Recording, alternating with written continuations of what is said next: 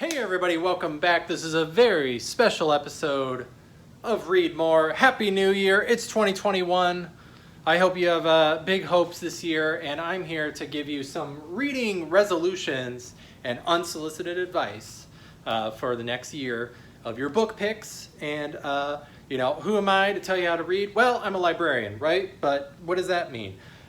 These are just things that I'm going to try to abide by, so I just wanted to share, and maybe you would feel the same way. So thus, it's advice. It's unsolicited because no one asked for it, but that's how you get a party started, right?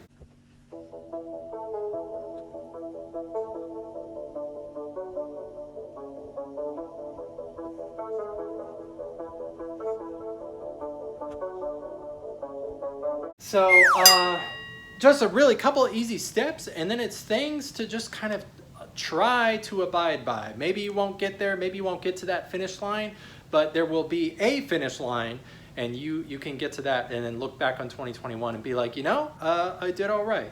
So first step, clear house. What does that mean?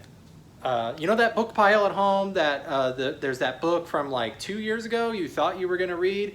Well, now's the time you're going to take a cold, hard look in the mirror and just admit to yourself, I'm not going to read that anytime soon. Maybe I will later, but I'm actually going to take that book pile from the side of the bed or my easy chair at home, wherever I like to sit and actually do the reading. We're going to take that pile and we're going to go put it in a box and put it somewhere else in the house. Okay, not hoarding, but we're gonna out of sight, out of mind, because you know what? If it's been sitting in that pile too long, you need to just move it out of there. And what you need to be doing these first few days of January, those exciting books you got over the holidays, you're looking for the newer bestsellers, there's books coming out that you're excited about, those are the books that you're gonna go after, those are the books you're gonna read first, okay? Number two, and this is 100% me. Other people can manage this quite well, but I am really, really, really bad about, I end up reading more than one book at a time, to the point where I feel like it does actually water down the reading experience. That can matter quite a lot in fiction, not so much nonfiction maybe, but for the things that can go on in the headspace that can be created by an excellent novelist. Reading one book at a time really does you a great service as a reader to take it easy. You don't need to be like multitasking. I think there's studies out now. Everyone used to talk about multitasking in the 90s, and it turns out it's all bunk. Your focus needs to be on one thing only, right? So do yourself a favor, try to stick to one book at a time. And if you aren't quite feeling a book so more, but you're almost there, well, so much more the reason for you to get a move on and get on to the next title, right? So these are just tips. Next, book club people, you super readers, super library users, the VIPs, we love you. We love you checking out books like this, but just reading tips in general, I love to just try to throw out there to everyone. You gotta look back at the diversity of titles, and not just using this as a buzzword, but really that variation of the authors and even the subject matters that you're dealing with. Ask yourself some cold, hard questions in the mirror about just what is it you're after. Are you reading books by women? Are you reading books by marginalized voices and people of color? However you may define that, or you want to get historical, that this isn't the place for that, but taking a look at, are you living in an echo chamber, right?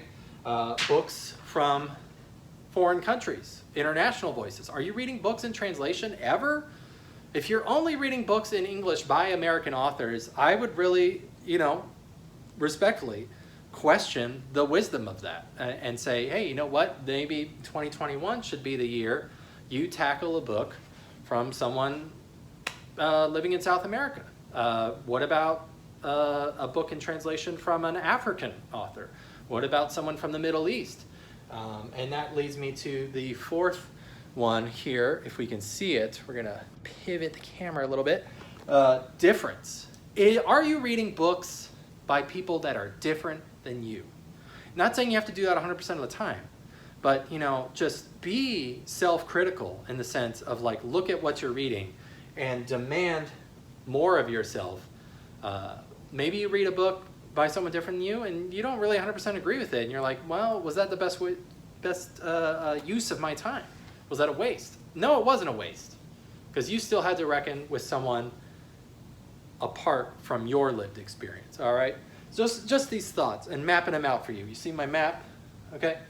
All right, and then just a few more things over here on my right, your left, my right. Maybe knock out a classic. I'm a librarian, so I'm gonna advocate for the classics here. First-time authors, don't just read the big ones, the bestseller people. Everyone's reading those anyway. Why not seek out first-time authors, old or young? There's plenty of older people that get a book published for the first time in their 50s or 60s. Do that person a favor and read that person's book. James Patterson, lots of people read him. He's good. Don't worry about Patterson, okay? Small presses. Let's forget about the conglomerates and the big publishing houses. They're happy to just keep pushing the same thing. I'm going to read Gone Girl again, except now it's called Gone Guy.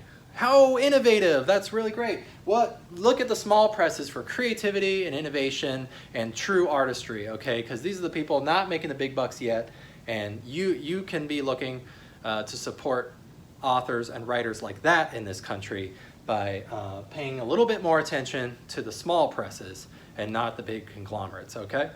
And lastly, as far as just like how we step through the year and how we do our reading, or maybe you're kind of a new reader, you're a new library user, you're getting into that habit of going to the library, once every checkout period, which is 21 days. So once every 3 weeks, and you just get yourself a new book, right? Check them out.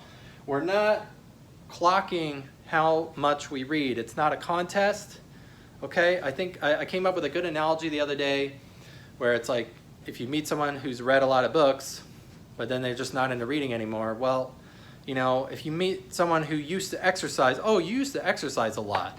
That means you don't really need to exercise anymore because you did plenty of exercising in the past. That's not how it works. It's a process. It's not about achievements. We read as part of our daily habits and how we integrate into our lifestyle. So you may have read a lot in the past, you're feeling a little burned out, give yourself a break, but when you get back into it, it's about the process and what you're doing on that day-to-day basis, becoming a reader by reading just like you eat, drink, and sleep, right? So different things to think about in 2021, reading resolutions and unsolicited advice. This has been Read More. Thank you all so much for joining me. I will see you guys next week.